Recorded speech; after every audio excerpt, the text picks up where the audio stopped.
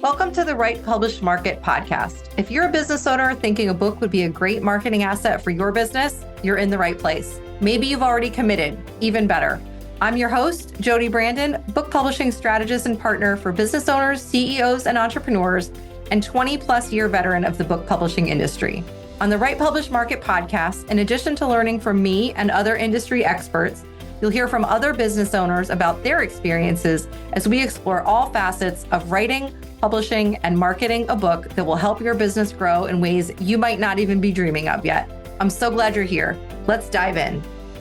Welcome to today's episode. We are talking about direct sales today. It used to be that maybe you offered direct sales on your own site for your book, but typically you were using Amazon or some other third-party seller. Wow, has the tide shifted on this one. As many people, as sellers and as consumers leave Amazon, you cannot avoid direct sales, nor should you, especially as a business owner. But we are going to dig into this a little bit and talk about why. So the tide has definitely shifted. I was at a publishing conference several months ago, and Joanna Penn was there. Those of us in the industry call her one of the, godmothers of the industry. And she said, and I am quoting here, direct sales has become the movement in independent publishing. It's the future of our industry, end quote. I have noticed this to be true 1,000-fold with business owners writing books. And the reason is simple. I feel this way as my own book comes out.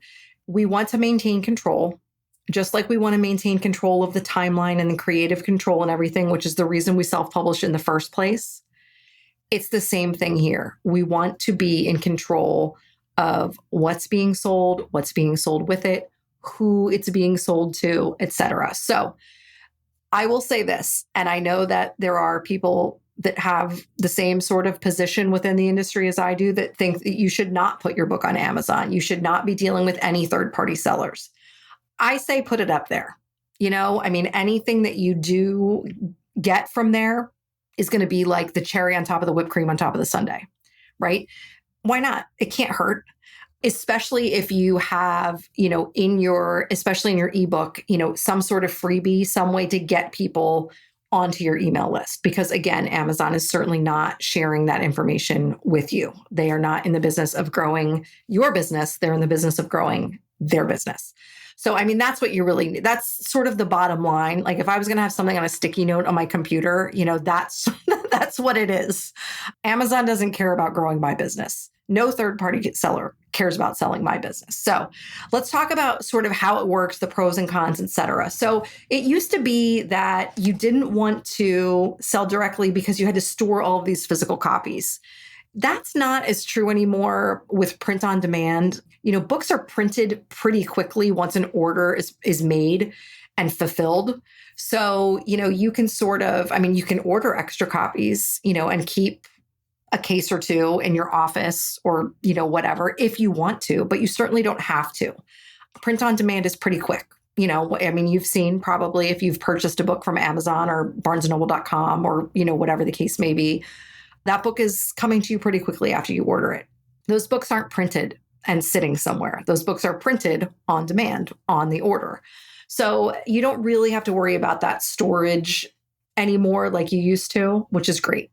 Now you do have, operations costs there when you're selling direct. You've got a lot of it you already have in place as a business owner.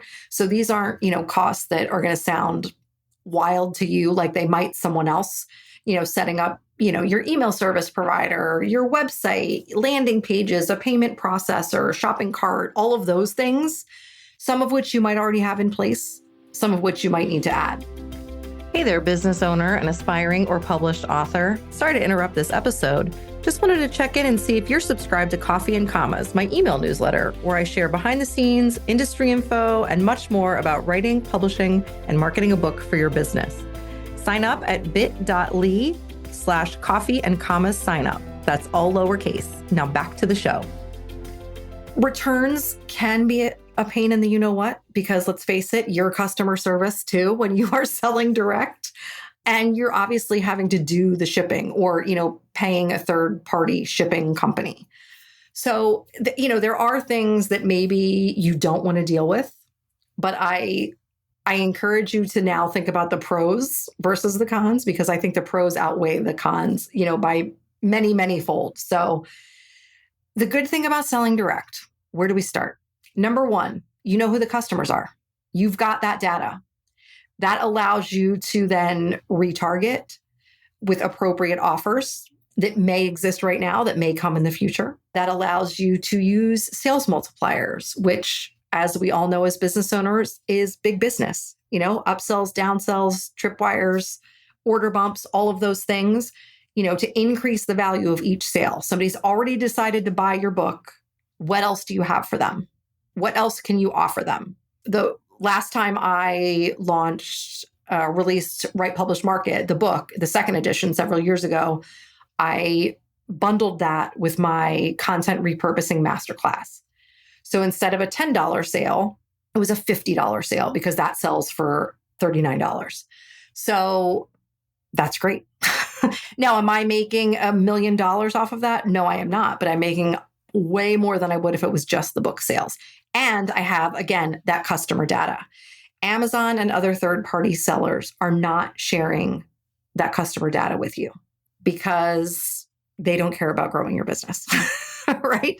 Amazon doesn't care about growing your business. Amazon wants to grow Amazon's business.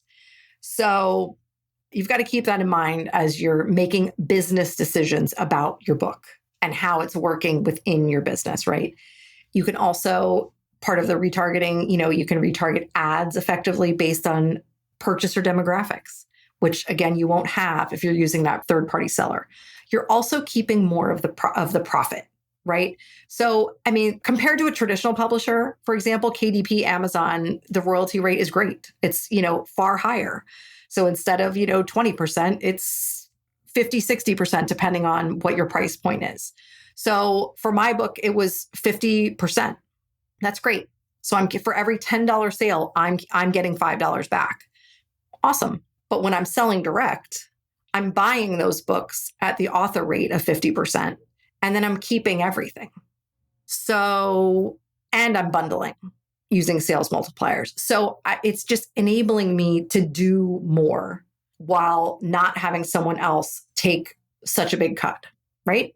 So as long as you are set up for e-commerce, which I have to assume most of you are already listening to this podcast. If you're a business owner, you're selling something, and I assume you're selling it, product, services especially from your website. This is going to help you really increase the value of every sale of your book and get people through your funnel faster, shorten that sales cycle, right? Because you're offering them now targeted services, offers, products based on what you know about them. And you know it because they're buying it from you and they're in your ecosystem already. Versus on Amazon, maybe they're buying your ebook. Maybe they never click through. Maybe they never click through to that freebie and get on your email list. So you might know, I sold, 50 books on Amazon this month, but you have no idea other than, you get they give you a version of the good data, the book scan data. But that basically says, tells you in what countries they're buying from and that sort of thing. That's great. That's good to know. But what are you doing with that? How is that helping your business? Let alone your book sales, how is that helping your business? And that's the ROI that you're really looking for. So, those days of use a third-party seller and, maybe set up direct sales from your website. No, the tide has turned completely. Now it is sell from your website and anything else you do is a bonus. But you are, in my opinion, being foolish if you're not selling direct from your own site. So that is how we're, keeping that book as a big piece of our business ecosystem and making it all work together with the offers that we already have and are going to develop in the future. So if you are not selling your book directly yet, that's your homework for today. Get that set up and start earning some more ROI from your book. Let that come into your business. Listen to Joanna Penn. She knows what she's talking about. If she says it's the future of our industry, it's the future of our industry. Until next time, friends. Thanks for listening to this episode of the Write, Publish, Market podcast. I know just how busy business owners and CEOs' schedules are, I'm grateful you've taken some time out of yours to spend with me today. If you enjoyed this episode, take a quick screenshot and share it on social to let others know you're listening. Use the hashtag #WritePublishMarket to spread the love.